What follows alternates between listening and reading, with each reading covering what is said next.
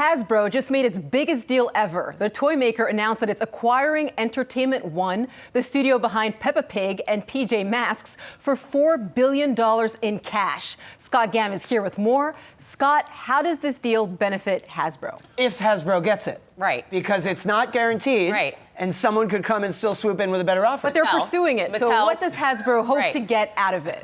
Well, you bring up a great point because we're seeing shares of E1 surging up over 30%. This is traded on the London Stock Exchange.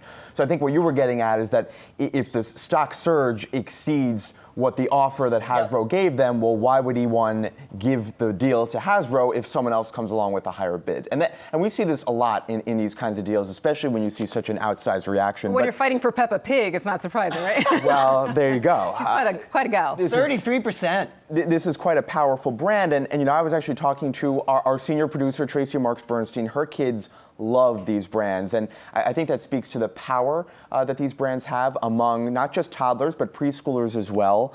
And when you look at E1, I mean, this really gives Hasbro the ability to become more of a content company rather than just a toy manufacturer. Right. Everyone wants to make content. But Wall Street is not exactly pleased, at least right now, with this deal. The stock is actually the worst performing component in the S&P 500. It's down 6%. Now, that happens when the company making the acquisition, they tend to see their stock go down. But also, Mattel shares are down 4% today. It's actually the fourth worst performing component in the S&P 500. Well, toy makers haven't exactly been doing incredibly well. Hasbro has had a great run this year. It's up 40% for the year. It's also up 13% year over year. Anytime I see a stock that's up big year to date, I always check the year over year because think about how much we sold off in the fourth quarter. But this is a stock that is outperforming the S&P 500 both year to date and year over year. But I want to hear more about Hasbro getting into the media business and wanting to become a giant player in that space. So we know Peppa Pig franchise. They also have like a TV animated show, and they also have toys. So would that be folded in to Hasbro in terms of their offerings to consumers too, if the deal were to happen? Well, I think the model for a lot of these industries right now is Disney, right? Oh yeah, of course. Licensing, merchandising. It's a good model. Yeah, they're really good at it. You take a brand and you sort of extrapolate it across a bunch of different properties, whether that's merchandise, content, theme parks, whatever, and no one does that better than Disney. Peppa Pig roller coaster, get ready. Hey, maybe, that'd maybe be great. A theme park. Oh God. Oh God. That's like Disney talk right there. Sure.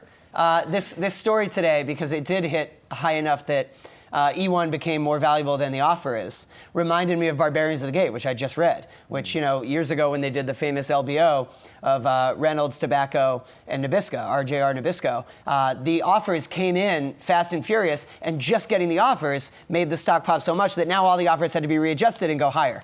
I mean, it's wild that just the news of the acquisition pops the stock enough that now the sale has to be bigger. Yeah, I know, it's a great point. And I also just want to highlight some of the headwinds that the toy industry are facing, such as tariffs, and we haven't seen such an impact yet. But think about it, when you're a company and you make your products in China, a lot of companies are trying to move their supply chains out of China into other countries like India, even Vietnam as well. Philippines, but not so easy. When it comes to toys, there are health standards that you need to meet, and that takes time to get that infrastructure in place, which, by the way, is already in place in China. So Hasbro, if they are going to move some of their production out of China, it's going to be a slow, probably expensive process. Well, I'm definitely going to keep my eye on that with the September 1st deadline and the December 15th deadline with the trade war. So, Scott, thanks so much. You bet.